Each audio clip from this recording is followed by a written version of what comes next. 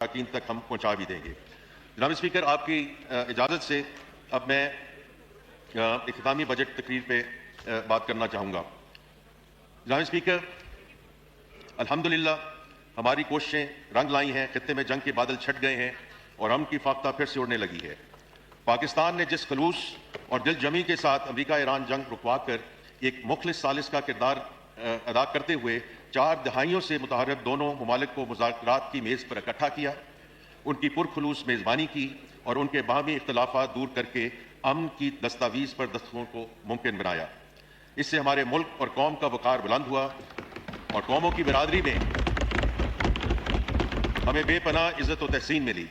یہ ہماری سیاسی اور سفارتی تاریخ کا ایک روشن باب ہے جس پر وزیر اعظم محمد شہباز شریف صاحب، فیلڈ مارشل سید عاصم منیر صاحب، ہماری قومی قیادت، اتحادی اور اپوزیشن جماعتیں، ہماری پارلیمان اور ہماری پوری قوم مبارکباد اور تحسین کی مستحق ہے۔ جناب speaker, I want to submit to this august House that the first dividend of this peace agreement has already been announced by the Honourable Prime Minister yesterday evening in terms of significant reduction in the petroleum prices. جناب speaker, میں مالی سال 26-27 کے budget کی طرف آتا ہوں۔ میں سب سے پہلے تمام معزز اراکین اسمبلی کا شکریہ ادا کرتا ہوں جنہوں نے مالی سال 26-27 کی بجٹ بحث پہ بھرپور حصہ لیا۔ میں خصوصاً قائد حزب اختلاف جناب محمود خان اچکزئی صاحب، سینٹ کی قائمہ کمیٹی کے چیئرمین سینیٹر سلیم ماندی والا صاحب، قومی اسمبلی قائمہ کمیٹی کے چیئرمین سید نوید قمر صاحب اور ان دونوں فائنانس اینڈ ریونیو کمیٹیوں کے جملہ ارکان کا تہہ دل سے شکریہ ادا کرنا چاہوں گا۔ انہوں نے پچھلے 2 ہفتوں میں انتہائی خلوص اور محنت کے ساتھ بجٹ تجاویز کا بغور جائزہ لیا اور ان میں بہتری لانے کے لیے کئی تجاویز دیں، جن میں سے بعض تجاویز کو فائنانس بل 2026 میں شامل کرنے کا ارادہ ہے۔ میں اس کے ساتھ ساتھ میڈیا کے معزز دوستوں، معاشی تجزیہ کاروں، ماہرین اور چیمبرز آف کامرس کا بھی شکریہ ادا کرنا چاہوں گا۔ جناب اسپیکر، میں وزیر اعظم محمد شہباز شریف صاحب کی قیادت میں اتحادی حکومت میں شامل تمام سیاسی جماعتوں کے قائدین، خصوصاً جناب میاں محمد نواز شریف صاحب، جناب بلاول بھٹو زرداری صاحب، جناب خالد مقبول صدیقی صاحب، جناب چودھری شجاعت حسین صاحب، جناب عبدالعلیم خان صاحب اور جناب خالد حسین مقصی صاحب کا انتہائی شکر گزار ہوں۔ ان کی رہنمائی بجٹ ترتیب دینے کے لیے انتہائی اہم تھی۔ جناب اسپیکر، گزشتہ 2 ہفتوں میں بجٹ پر بحث کے دوران معزز اراکین پارلیمنٹ کی رائے سننے کو ملی۔ ان کی جانب سے بعض بجٹ اقدامات پر تحفظ کا بھی اظہار کیا گیا، لیکن ہمیں ایوان کے اندر اور ایوان سے باہر بڑی واضح فیڈ بیک ملی ہے کہ یہ مجموعی طور پر ایک مثبت اور پرو گروتھ بجٹ ہے which sets the foundation to accelerate the sustainable growth witnessed over the last 2 years. جناب اسپیکر، وزیر اعظم محمد شہباز شریف صاحب کی حکومت نے پچھلے بجٹ میں ہی اپنی ڈائریکشن آف ٹریول واضح کر دی تھی۔ گزرے سال میں ہم نے اس سمت میں کئی محاذوں پر پیش رفت کی ہے اور معاشی اشاریوں کو بہتر بنایا ہے۔ الحمدللہ آج ہماری صنعتوں کا پہیہ رواں دواں ہے۔ اس وقت لارج اسکیل مینوفیکچرنگ سیکٹر میں تقریباً 6.5% کی گروتھ ہے، جو کہ پچھلے 4 سال کی ریکارڈ سطح ہے۔ ہمارا ایکسٹرنل اکاؤنٹ بھی مستحکم ہے۔ پچھلے سال کی طرح اس مالی سال کے پہلے 11 مہینوں میں بھی ہمارا کرنٹ اکاؤنٹ سرپلس ہے۔ ہمارے بیرون ملک مقیم بہن بھائیوں نے پچھلے ماہ $4.25 ارب کی ریکارڈ ترسیلات زر بھیجی۔ انشاءاللہ مجھے کبھی امید ہے کہ ہم اس سال $41 ارب ریمیٹنسز کا اپنا ہدف عبور کر لیں گے۔ ہمارا برآمدی شعبہ بہتری دکھا رہا ہے۔ ہماری ویلیو ایڈڈ ایکسپورٹس بالخصوص گارمنٹس، ہوم ٹیکسٹائل اور IT سیکٹر کی برآمدات میں نمایاں اضافہ ہوا ہے۔ ہماری IT ایکسپورٹس میں اس سال 20% اضافہ ہوا ہے اور ٹوٹل IT ایکسپورٹس $4.5 ارب سے زائد ہونے کی توقع ہے، جو کہ انشاءاللہ نیا ریکارڈ ہوگا۔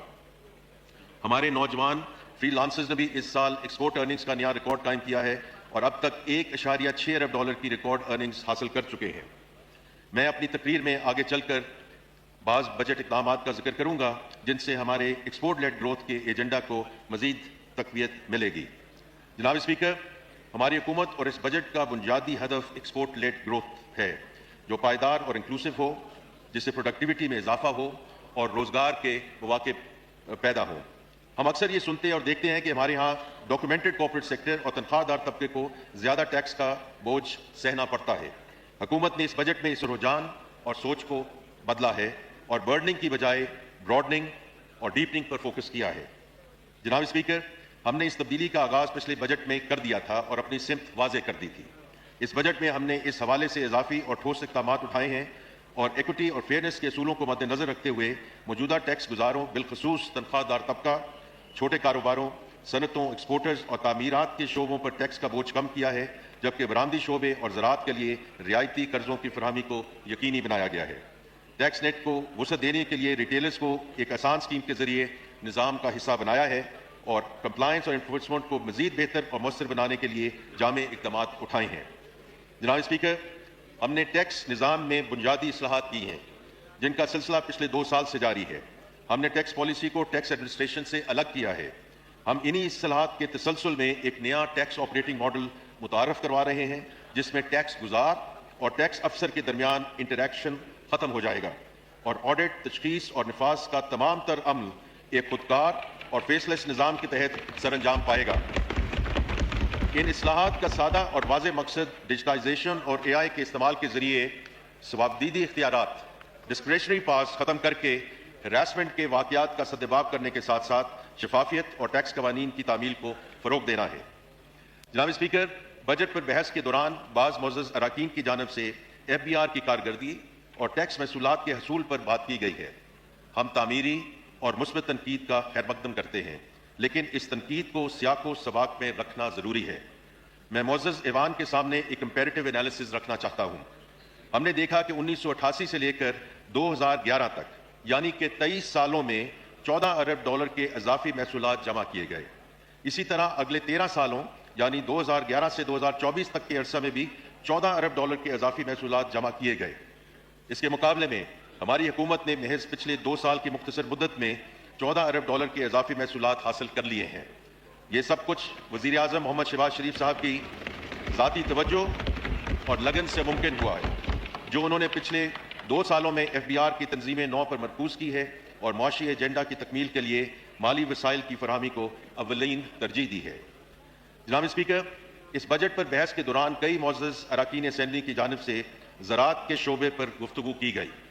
मैं इस बहस का खैर मकदम करता हूँ, क्योंकि ज़राअत हमारी मईशत की रीढ़ की हड्डी है।